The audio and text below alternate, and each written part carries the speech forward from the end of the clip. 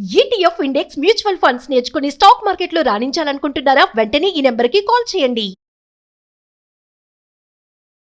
నమస్తే, welcome back to Suman T. ప్రస్తుతం మనతో పాటు ఉన్నారు ఎడ్యుకేషన్ కన్సల్టెంట్ దుర్గశ్రీ గారు. మరి దిస్ టాపిక్ ఏంటంటే పేరెంటింగ్. పేరెంటింగ్ లో చాలా రకాలు మనం చూస్తూనే ఉన్నాం కదా. అందులో ఒకటి హెలికాప్టర్ పేరెంటింగ్. ఏంటి హెలికాప్టర్ పేరెంటింగ్ అనుకుంటున్నారా? నాకు కూడా సరిగ్గా తెలియదు. అసలు ఈ హెలికాప్టర్ పేరెంటింగ్ అంటే ఏంటి, మరి ఈ హెలికాప్టర్ పేరెంటింగ్ లో మీరు కూడా ఉన్నారా లేదా అనేది ఖచ్చితంగా ఈ వీడియో స్టార్టింగ్ నుంచి ఎండింగ్ వరకు చూసి కామెంట్స్ లో తెలియచేయగలరు. మరి మేడంతో మాట్లాడదాం. నమస్తే మ్యామ్. నమస్కారం అండి. మేడం, పేరెంటింగ్ లో నేను చాలా రకాలు చూశాను. అందులో హెలికాప్టర్ పేరెంటింగ్ అంటే అసలు అది కొంచెం వినడానికి విచిత్రంగా ఉంది. అంటే ఇది కామన్ ఏమో నాకు తెలీదు. ఒకసారి మా వ్యూవర్స్ కి ఈ రోజు హెలికాప్టర్ పేరెంటింగ్ అంటే ఏంటి, దానివల్ల లాభాలు, నష్టాలు, బెనిఫిట్స్ నేను కామెంట్ రూపంలో కూడా పెట్టమన్నాను చాలా మందికి. మరి అందులో వాళ్ళు ఉన్నారా లేదా కూడా తెలుసుకోవడం కోసం కొంచెం వివరంగా. పేరెంటింగ్ కామన్ కదా. పేరెంటింగ్ అంటే డెఫినేషన్ ఏంటి? కేర్, మా పిల్లల గురించి మేము పట్టించుకుంటాము, ఒక కన్సర్న్. మా పిల్లలు సేఫ్ గా ఉండాలి, ప్రొటెక్టివ్ గా ఉంటాం మనము. అంటే వాళ్ళ బాగోగులన్నీ చూసుకుంటూ వెళ్ళటమే మనకి పేరెంటింగ్. వాళ్ళకి అవసరమైనది ప్రొవైడ్ చేయటము, వాళ్ళు చెప్పాలనుకున్నప్పుడు మనం వినిపించుకునే స్టేజ్ లో ఉండటము, వాళ్ళకి ఏ అవసరం ఉందో మనం ముందరే పసిగట్టి వాళ్ళకి అన్ని ప్రొవైడ్ చేయటం అనేది పేరెంటింగ్ అని. కాకపోతే కొన్నిసార్లు ఇవే కొంచెం క్రాస్ ఓవర్ అవుతాయి. అంటే ఎలాంటి సిచ్యువేషన్స్ క్రియేట్ అవుతాయి అంటే, మీరు అన్నట్టు ఈ హెలికాప్టర్ పేరెంటింగ్ హెలికాప్టర్ అంటే ఆ ఫ్యాన్ తిరుగుతూనే ఉంటుంది. నువ్వు ఎక్కడికి వెళ్ళినా నేను వెళ్ళగలను, నాకు రన్వే అక్కర్లేదు, నేను ఎక్కడంటే అక్కడ ల్యాండ్ అయిపోగలను. Simple thing, right?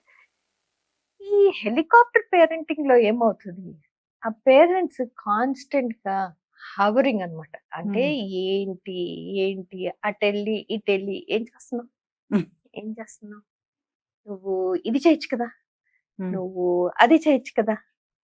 సో ఆ కాన్స్టెంట్ గా వాళ్ళ చుట్టూ తిరుగుతున్న ఫీలింగ్ ఇస్తారు కదా, దాన్ని మనం హవరింగ్ అంటాం. ఓకే, ఇప్పుడు కాన్స్టెంట్, ఇప్పుడు మీరే ఒక అడల్ట్ గా, పోనీ మీరు చిన్నగా ఉన్నప్పుడు ఎవరైనా కాన్స్టెంట్ గా మీ చుట్టూ అట్లా తిరుగుతూ ఉంటే మీకు ఒకలాంటి ఇన్సెక్యూర్ ఫీలింగ్ రాదు? ఏంటి ఎంతసేపు నా చుట్టూ తిరుగుతున్నారు వీళ్ళు. సో కావాలన్న అన్కండిషనల్ నోయింగ్లీ మీ ఇంటెన్షన్ ఉన్నా లేకపోయినా అట్లా మీరు కాన్స్టెంట్ గా తిరుగుతున్నప్పుడు పిల్లల్లో ఒకలాంటి భయాన్ని క్రియేట్ చేస్తాం. ఓకే, అంటే ఒక అన్రిక్వైర్డ్ ఇంటెన్షనల్ ఇండరెన్స్ అంటాం. అంటే నేను చెప్పాలా లేదా, నేను ఏం చెయ్యాలి, నేను అడగాల వద్దా, నాకు ఇష్టం లేదు బట్ నేను చెయ్యాలి. ఇలాంటి వాళ్ళల్లో వాళ్ళు యూనో డెసిషన్ తీసుకోలేక ఏదన్నా చేస్తే అయ్యో ఏమంటారు, యూనో తిట్టేస్తారేమో, కొట్టేస్తారేమో. సో ఈ హవరింగ్ నుంచి వచ్చినది ఏంటి, ఆ కాన్స్టెంట్ గా చుట్టూ తిరిగి తిరిగి వాళ్ళలో ఆ భయం క్రియేట్ అయిపోతుంది. అంటే ఫాలోవర్స్ అన్నట్ట మేడం, ఇంకెంతసేపు వాళ్ళు ఫాలో అవుతూ ఉంటారా? లిటరలీ. అక్కడి నుంచి ఏమవుతుంది, ఇప్పుడు పిల్లలు ఆ భయంతో చెప్పలేరు, మింగలేరు, కక్కలేరు అన్న సిచ్యువేషన్ వస్తుంది కదా. అప్పుడు నువ్వు ఇదెందుకు చేయలేదు, ఇలా చెయ్యి, అదెందుకు చేయలేదు, అలా చెయ్యి. ఆ మైక్రో మేనేజ్మెంట్ ఉంటది కదా. అంటే ఈ టైంకి నువ్వు ఇది చెయ్యాలి, ఆ బటన్ ఎందుకు అట్లా పెట్టుకున్నావు, ఆ మ్యాచింగ్ టాప్స్ బాగాలేదు, ఆ బ్యాంగిల్స్ ఎందుకు వేసుకున్నావు, అలా ఎందుకు చేస్తున్నావు, నువ్వు సరిగ్గా రాయలేవా, ఇలా మైక్రో మేనేజ్మెంట్ వచ్చేస్తుంది. పిల్లలు ఏమైపోతారు, వాళ్ళకి ఏమీ అర్థం కాక వాళ్ళు డెసిషన్ అనేది తీసుకోలేక ఓవర్ కంట్రోలింగ్ సిచ్యువేషన్ వస్తుంది. ఆ ఓవర్ కంట్రోలింగ్ ఎంత వరకు అయిపోతుంది అంటే వాళ్ళకి వాళ్ళు డెసిషన్ మేకింగ్ అనేది మానేస్తారు, ఓన్ గా తీసుకోవడం, వాళ్ళ బుర్ర ఉపయోగించటం మానేస్తారు. పేరెంట్స్ కదా మేడం, వాళ్ళు అనుకుంటారు కదా మా పిల్లలకి చెప్పాలి ప్రతిదీ, వాళ్ళకి తెలియదు. మరి తప్పంటారా అలా చెప్పడం, ఫాలో అవ్వడం? ప్రతిదీ చెప్పక్కర్లేదు కదమ్మా. ఇప్పుడు నాకు మీరు రోజు పొద్దున్న ఎగ్ తినేసి వెళ్ళాలి స్కూల్కి, ఎగ్గున్న పాలు. ఓకే, నాకు ఇవాళ పొట్టలో ఎట్లనో ఉంది, నేను తినలేను, నేను తాగలేను, నేను ఏదో ఒకటి నువ్వు ఇస్తే బ్రెడ్ బటర్ ఇవ్వు నేను తీసుకెళ్తాను అని నేను నీకు చెప్పాలి, నా కడుపులో అప్సెట్ గా ఉంది. బట్ నువ్వేం చేస్తున్నావు తల్లిగా, నువ్వు కాన్స్టెంట్ గా నో తాగాల్సిందే, నో తినాల్సిందే. తినాల్సిందే అని నువ్వు చెప్పేటప్పటికి నేను భయంతో తాగేస్తా, తినేస్తా, వెళ్ళి బస్సులో వామిట్ చేస్తా. నేను బస్సులో వామిట్ చేశానని మళ్ళీ నువ్వు నన్ను తిడతావు, ఎస్ ఎందుకంటే స్కూల్ నుంచి కంప్లైంట్ వచ్చిందని మళ్ళీ తిడతావు.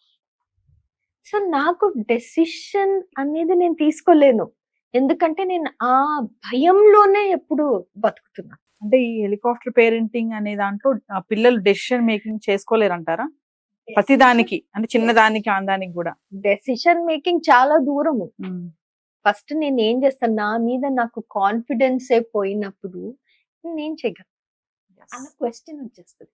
నేను ఏం చేసినాను మా అమ్మకి నచ్చటం లేదు, మా నాన్నకి నచ్చటం లేదు, అది ఎందుకు అలా చేసావు, ఇది ఎందుకు ఇలా చెయ్యాల్సింది కదా అన్న క్వశ్చన్ వచ్చేస్తుంది. అక్కడే నా కాన్ఫిడెన్స్ అంతా పోతుంది. సో నాకు అనిపించేది ఏంటంటే పేరెంట్స్ కొన్ని వాళ్ళు చేసే విధానాన్ని వాళ్ళు మార్చుకోగలిగితే ఎస్ ఎంతో చేంజ్ వస్తుంది.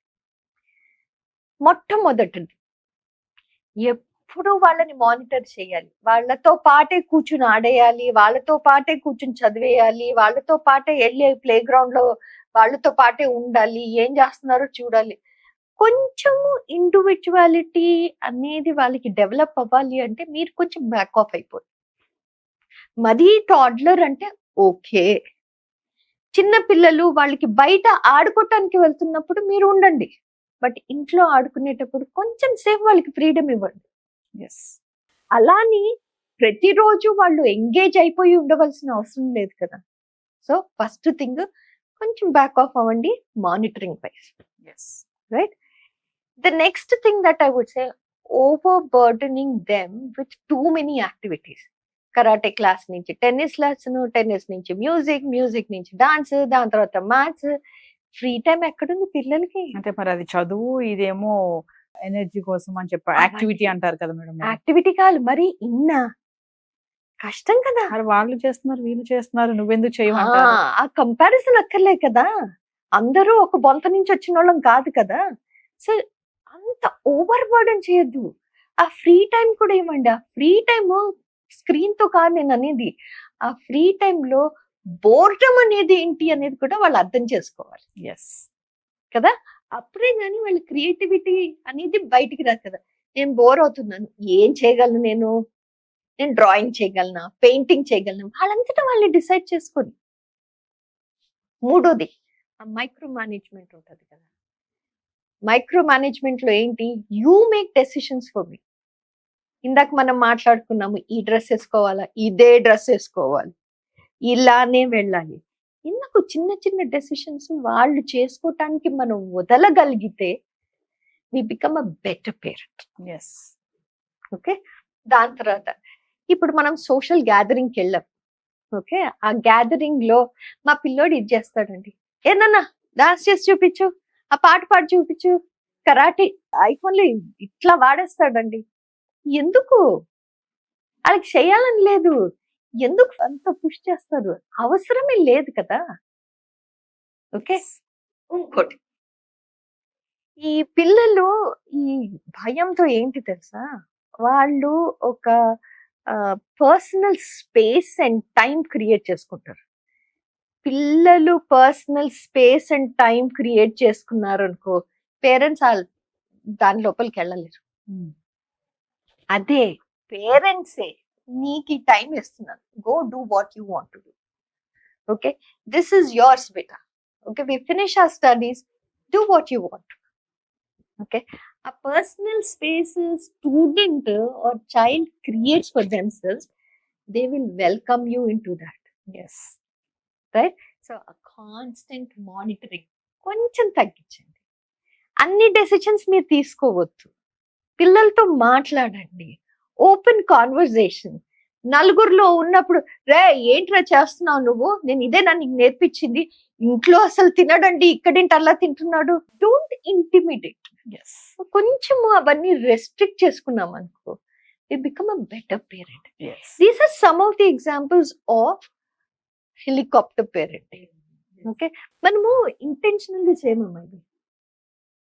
మనం ఓవర్ ప్రొటెక్టివ్ నేచర్, అది ఒక అడ్వర్టైజ్మెంట్ ఉంది కదా, my children are deprived so I'm providing them with it.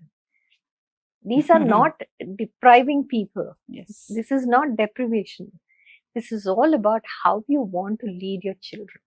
So పిల్లల్ని కొంచెం వాళ్ళ డెసిషన్ వాళ్ళు తీసుకునేటట్టు, వాళ్ళు ఏం కావాలి వాళ్ళు ఫస్ట్ చెప్పగలిగే సిచ్యువేషన్ క్రియేట్ చేయాలి. అంతేగాని నేను చెప్పిందే కాదు, ఇందాక మనం అనుకున్నాం కదా, నేను నువ్వు కాకుండా మనము అన్నది ఎప్పుడు వస్తుందో అప్పుడు పేరెంటింగ్ అనేది చాలా strong. Thank you. Thank you.